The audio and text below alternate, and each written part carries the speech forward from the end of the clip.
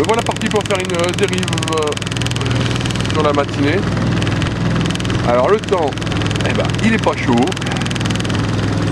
Et les eaux sont super basses.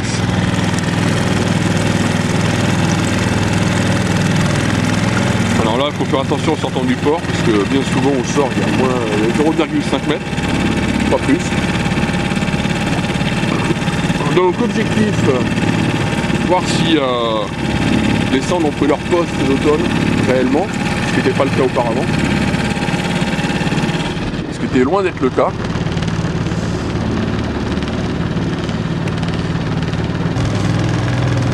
Et donc comme technique, ça va être dérive avec 2 cannes naturelles, c'est-à-dire un vif léché par le nez, qui va vivre sa vie tranquillement pendant que je dérive.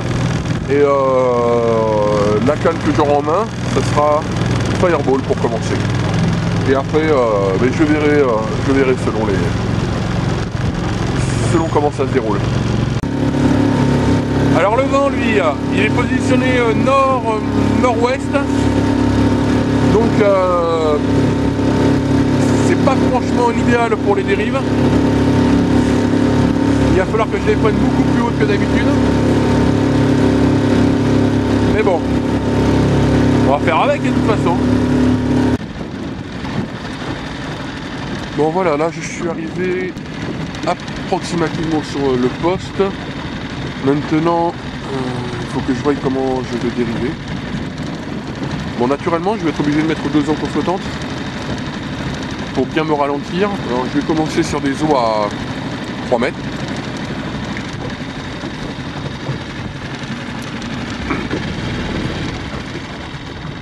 Voilà, je vais commencer sur des eaux à 3 mètres, mais on va vite redescendre. Alors, l'ancre flottante, c'est pas compliqué, j'en ai 2. Elles sont pas très grosses. Je préfère en mettre 2 pour avoir une meilleure stabilité.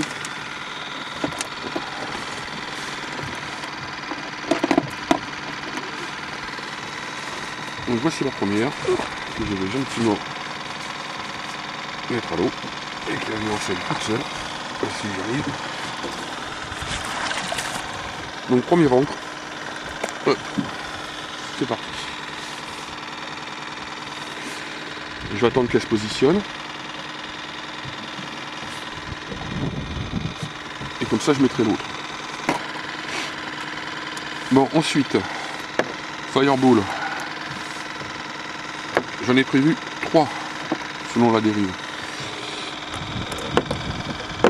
Que voici. Donc Fireball, celle-ci. 21 grammes. Monté avec un hameçon pris, rouge, qui lui est réglable. Mine de rien, c'est pas mal. De pas beaucoup, 1 cm, mais 1 cm et demi, mais des fois ça vaut le coup. Donc j'en ai 3. Je vais avoir donc 21, 28 et 35 grammes, vraiment si j'en ai besoin. 35 grammes, je vais éviter, je ne vais pas trop pêcher trop lourd. Donc voilà. Et les 2 autres cannes, ce sera avec des vis et à viron l'envie. Je vais vous montrer ça. Bon, voici, première canne de dérive, toute simple. Voilà. Alors comme on peut le voir, c'est un plomb palette que je mets, sauf qu'il accroche moins que les autres. Il glisse plus sur le sol. Donc là c'est monté un peu gros, je suis en 20 grammes. Mais on va vite descendre, donc voilà. Donc vite piqué par le nez. Voilà. Et on va mettre tout ça. Alors c'est pas compliqué. J'attache ma canne sur mon support. Parce que j'ai failli avoir des surprises. Et ça, c'est de perdre des cannes, c'est pas cool. Sinon, là, j'ai piqué des bâtons de sucette à mégamine pour les fixer. De manière à pouvoir pêcher avec un moulinet ouvert. Voilà. Et sinon, elle vit sa vie tranquille. Donc je vais installer la deuxième. Maintenant on va passer au Fireball. Alors pour le Fireball, je vais utiliser...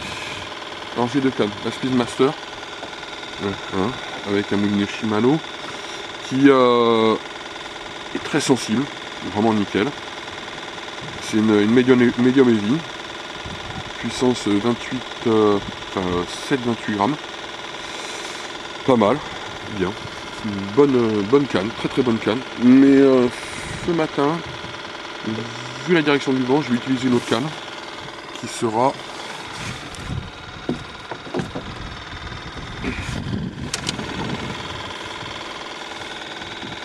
une Savagear casting d'1,80 m qui est un peu plus raide et de puissance 10-30 grammes. Voilà, je vous abandonne. Alors ce matin on a le droit à vraiment un magnifique lever de soleil. Vraiment magnifique. Une chose aussi que je fais, c'est que je ne supporte pas le soin vif avec le bulleur constamment. Alors je me fais pas chier, mes vifs, je les attache et je les fous dans l'eau lors de la dérive. C'est beaucoup moins bruyant et beaucoup plus sympathique pour tout le monde.